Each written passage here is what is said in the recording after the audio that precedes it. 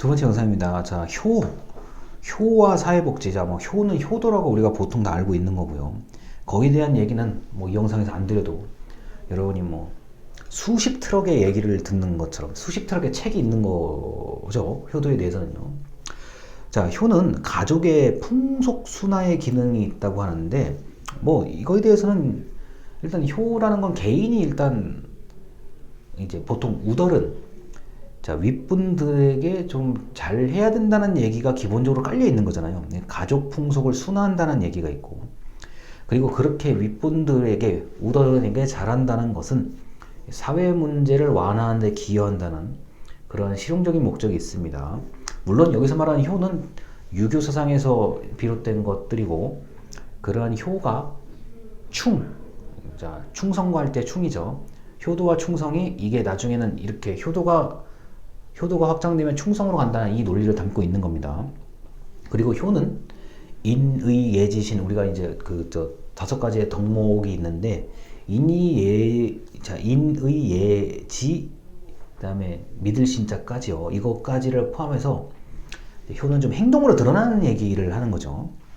자, 조선 시대에는 뭐 충효 사상이 도덕적인 규범이고, 이거는 뭐 조선이 나중에 끝날 때까지 바뀌지가 않습니다.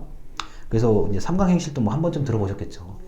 글을 읽을 줄 모르는 백성들이 많으니까 그림으로, 요새 말로는 시청각 교육이죠. 자, 이게 지금 너희가 하는 게 이 그림 이렇게 해야 된다 라는 거를 아주 획기적인, 어떻게 보면은 도덕 교과서를 우리의 중고등학교 도덕 교과서, 윤리 교과서를 그림으로 표현한 거죠. 그 삼강행실도도 마찬가지로, 그다음에 이제 그 옆에다 이제 작게 부연 설명을 이제 해놓은 건데, 아주 뭐 그 당시에는 이 이상으로 뭐 시청각 교육을 할 수가 없었으니까요. 잘 돼 있는 거고요. 그다음 노인우대. 자, 노인우대는 경로사상, 경로. 자, 노인에 대한 존경할 때 우리가 경이라고 얘기할 수도 있습니다. 그리고 이 효라는 것이, 특히 경로 우대 사상이라는 게 가장 발전적으로 이제 나타난, 가장 이제 높은 차원으로 나타난 게 행사죠. 양로잔치, 노인잔치의 얘기인데, 이게 양반부터 서민까지를 다 아우른다는 게 이게 굉장히 신기한 논리예요. 제가 볼 때는. 그리고 옛날에는 이제 환갑, 이제 우리가 60갑자 있잖아요. 뭐 갑자부터 개해까지, 지금 우리가 지금 경자년이자, 올해 2020년 경자년이잖아요. 내년이 신축년이고요. 자, 갑자년부터 개해년까지 60이요. 60갑자 할 때 이제 환갑, 내가 태어난 해가 돌아온다의 환자거든요.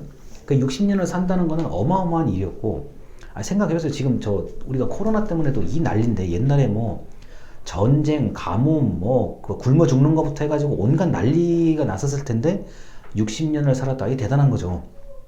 그리고 만약에 전쟁이 있었으면 뭐 그거는 60세라는 그 나이를 그렇게 살 수 있다는 게 쉬운 거는 아니잖아요.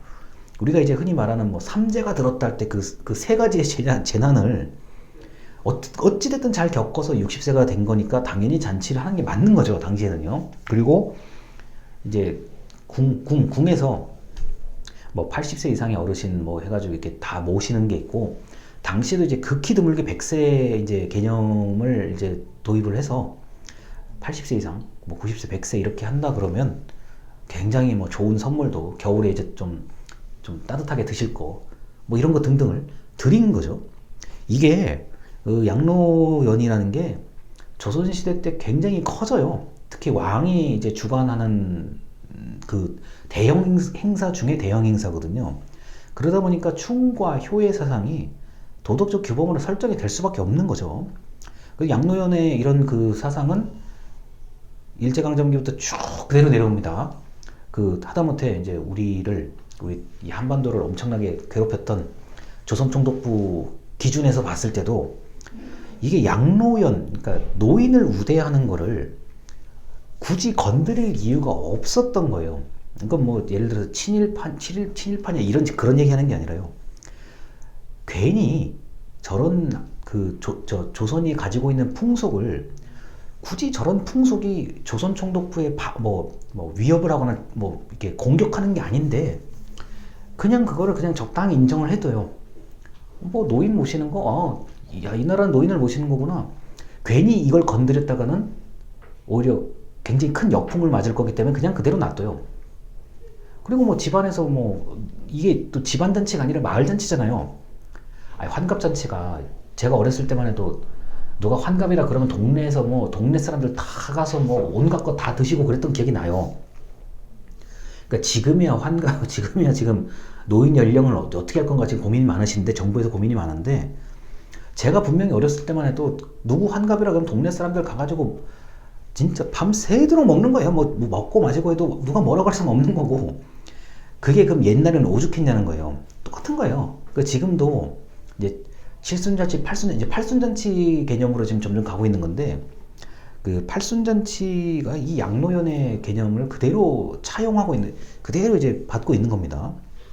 자, 그 다음에 이제 효는 이제 유교와 불교의 효 사상을 이 논문에서는 소개를 하고 있는데, 그러니까 효가 근데 유교에서도 이제 나타나는 개념이지만 불교에서도 효 사상은 굉장히 강하게 나타나요. 뭐 우리가 알고 있듯이 정조, 이제 정조의 그 뭐 수원 뭐 행차라든가 뭐 나름대로의 그 이 저 조선 때가 국왕이 유교 정치를 표방하고 그 억불 정책, 그 절을 이제 산으로 다 보내고 이런 것들이 있는데, 그런데 조선왕조실록을 제가 검색을 해보면은 뭐 의외로 불사, 그러니까 뭐 예를 들어서 뭐 왕의 뭐 아버지 어머니가 뭐 기일이다, 돌아가신 제삿날에 뭐 이런 거 있으면은 불사를 주문하는 경우가 굉장히 많이 나와요.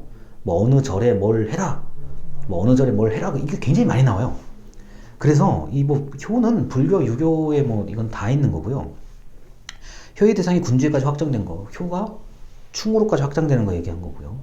인본주의적 특성을 가지고 있다. 이웃 어른은 공경하자. 그러니까 너희 부모님 말고, 너희 할아버지 할머니 말고 이웃 사람들을 공경해야 된다라는 얘기가 이제 경사상까지 이게 쭉 가거든요. 그래서 이 뭐 효에 대해서 얘기하려면 한도 끝도 없는 거고요. 지금 이게 우리 성균관, 현재 우리나라 이제 성균관 향교가 제가 알기로 234군데인가 그래요. 우리나라에 234군데가 있는데, 뭐 향교를 비롯해서 이런 그 효에 관련된 뭐 성균관을 중심으로 뭐 어마어마해요 이거는요. 아직도 우리가 지금 이런 쪽에 관심을 안 가져서 그렇지, 이런 것도 전통문화에 관련된 부분이기 때문에 현재 정부에서도 이거를 이제 유지, 계승, 확대 발전하려고 하는 쪽에 뭐 인력이라든가 행사라든가 예산이 의외로 많이 투자가 됩니다. 그래서 이런 효를 또 사회복지적 기능으로, 특히 이게 노인복지잖아요. 양로의 노인복지인데 노인복지로 지금 본다는 얘기까지를 한 번쯤 논문으로 쓴 겁니다. 그리고 이 교수님은 본인이 또 사회복지학 박사시기 때문에 아무래도 이런 쪽에 관심이 있으신 거고요. 일단 여기까지입니다. 감사합니다.